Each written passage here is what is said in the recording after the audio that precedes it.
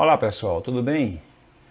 Vamos conversar hoje sobre um tema que está na moda em endodontia: ampliação foraminal. Apesar dessa grande aceitação, eu diria até dessa rápida aceitação, é um tema que não foi ainda devidamente discutido. Talvez eu até devesse dizer de outra maneira. Justamente por essa grande aceitação, por essa rápida aceitação, é que ele não foi ainda bem discutido. Se todos falam, todos dizem que fazem ampliação foraminal, ensinam a fazer ampliação foraminal, é sinal de que há pelo menos um consenso. E todo o consenso é criado para isso, para que as pessoas façam tudo igual. Nisso tudo, uma questão me deixa intrigado e inquieto. Como é que eles conseguem fazer ampliação foraminal? Eu não sei se você faz esse procedimento. Não sei com que frequência faz. Não sei se é rotina no seu dia a dia. Ou até mesmo se você simplesmente não faz. Mas, fazendo ou não, acredito que esse tema é de importância e talvez lhe interesse. Até porque todos dizem que fazem. Vamos ver isso mais de perto. Mas eu já deixo aqui, eu deixo no ar essa questão. Como é que eles conseguem fazer ampliação foraminal? Veja esse incisivo central superior. Observe que essa lima está ajustada a cerca de 1 milímetro aquém do ápice radicular radiográfica. Nós sabemos que essa medida é uma das mais utilizadas, talvez seja a mais preconizada. E nós sabemos também que, estando nesse limite apical, ela não deve estar folgada. Pelo contrário, ela deve estar ajustada. Porque aqui seria, eu prefiro falar nesses termos, aqui seria, como todos dizem, como todos imaginam ser, o ponto de maior constricção do canal. Se nós pudéssemos ver esse canal de uma outra maneira, talvez víssemos isso aqui.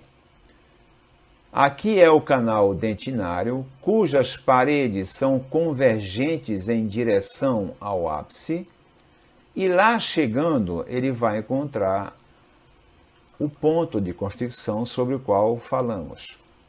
Aqui representado pela linha amarela pontilhada.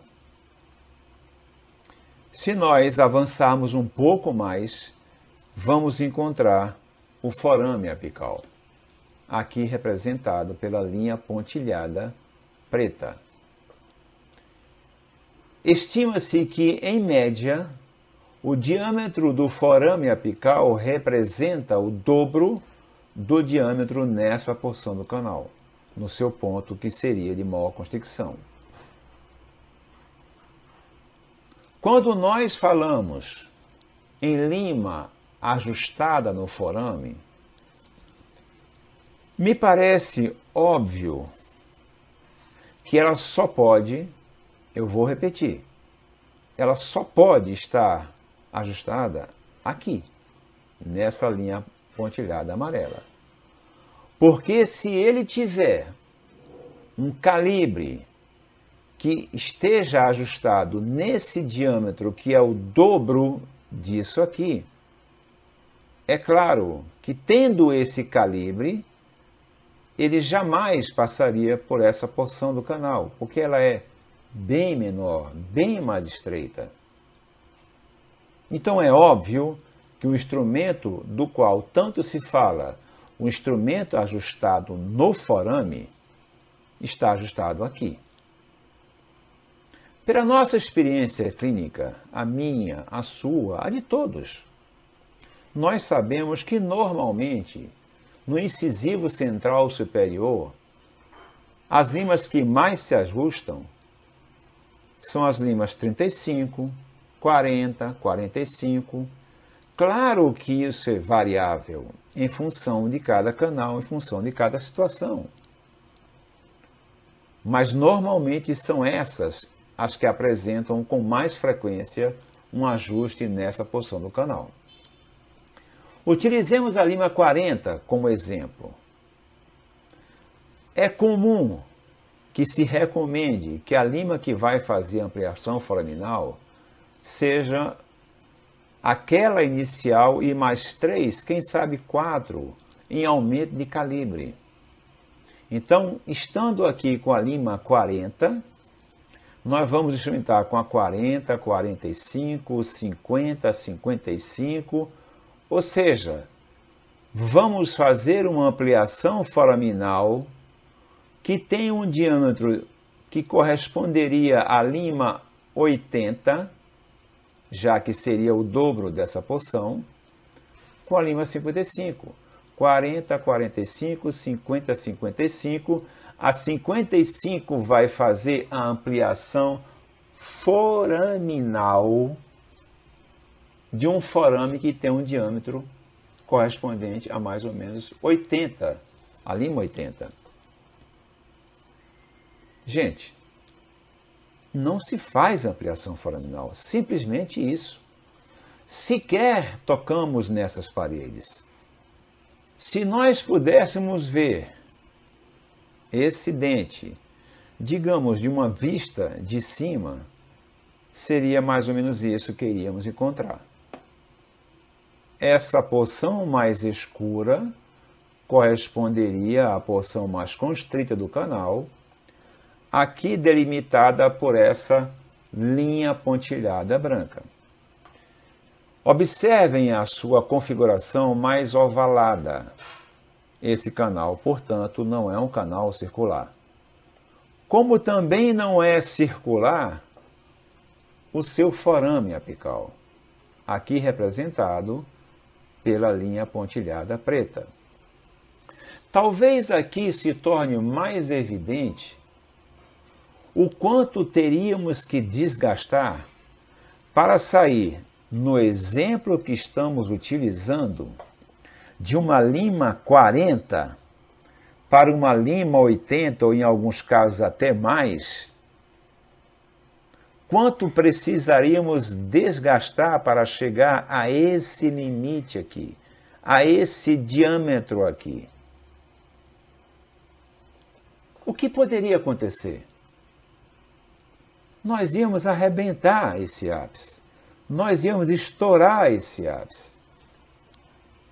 Alguém sai de uma lima 40, aquela que teria se ajustado nessas imediações, e vai para uma lima 80, porque somente a partir da 80 que eu posso considerar uma ampliação foraminal, porque somente ela vai começar a tocar, eu vou chamar de paredes, nas paredes desse forame apical.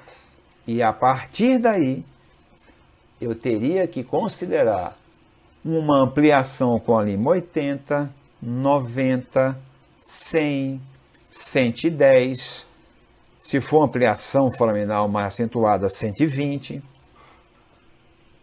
Gente, alguém faz isso? Alguém sai de uma lima 40 e faz uma ampliação foraminal até a lima 120? O que é isso? Ou não perceberam ainda que ninguém faz ampliação foraminal porque precisaria levar a calibres tão acentuados que nós, repito, arrebentaríamos esse ápice radicular, estouraríamos esse ápice radicular. Veja essas imagens. Mais uma vez se evidencia essa discrepância do instrumento com aquela porção mais constrita. Aliás, discrepância confirmada por trabalhos como o do professor Pécora, que diz, esse trabalho, que as limas que se ajustam, que dão a sensação clínica de ajuste, não estão, na verdade, ajustadas, e sim folgadas, como é o caso aqui. Observem o nível de desgaste que seria feito para que nós atingíssemos o forame apical e, a partir daqui, termos que fazer uma ampliação. Como é que se chama? Ampliação foraminal. Ou seja, ampliar além disso aqui. Você acha que é possível? Se é possível, vale a pena? A que custo? Vejam essa imagem, onde tudo se repete. Mas vamos ver agora numa imagem que seria mais clínica, porque feita em dentes. Essa, por exemplo. Essa lima estava ajustada a 1 milímetro aquém, e ao ser levada até o forame, ela sequer se aproxima das paredes entre aspas, do forame apical. E essas? Também ajustadas a cerca de 1 milímetro, ao serem levadas até a região de forame, sequer também se aproximam das paredes desse forame. Como imaginar, como conceber, como aceitar esse conceito de ampliação foraminal se as limas sequer tocam neles? Então, esse conceito é um grande equívoco. E voltando a essa imagem, para fechar o nosso raciocínio, observem, para que eu pudesse fazer uma ampliação foraminal, eu teria que ampliar todo esse canal até atingir o calibre correspondente ao diâmetro do forame apical. No exemplo que estamos considerando, seria a lima 80, e a partir daí, e tão somente daí, falarmos em ampliação foraminal, com a lima 80, com a lima 90, com a lima 100, com a lima 110, quem sabe com a 120. Faz algum sentido? Você entende agora porque fiz aquela pergunta? Como é que eles conseguem fazer ampliação foraminal? Falar de ampliação foraminal. Dizer que faz ampliação foraminal. Ensinar ampliação foraminal nas condições descritas aqui é um grande equívoco.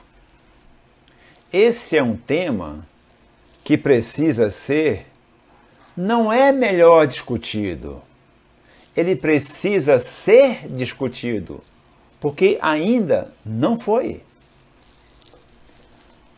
Posso fazer outra pergunta? Para que eles fazem ampliação foraminal? Ou imaginam que fazem? Para muitos, talvez essa pergunta pareça meio sem sentido. Mas eu lhes garanto que não é. Ela não é sem sentido. O que ocorre, por exemplo, quando se faz esse procedimento, ampliação foraminal, em canais com polpa viva?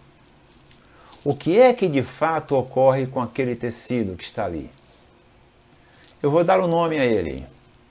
O que é que de fato ocorre com o coto pulpar? Essa é uma questão, entretanto, que eu não vou abordar agora. Vamos deixá-la para os próximos vídeos, quando nós, então, falaremos e mostraremos até casos clínicos. Portanto, até lá. Até os próximos vídeos. Um grande abraço.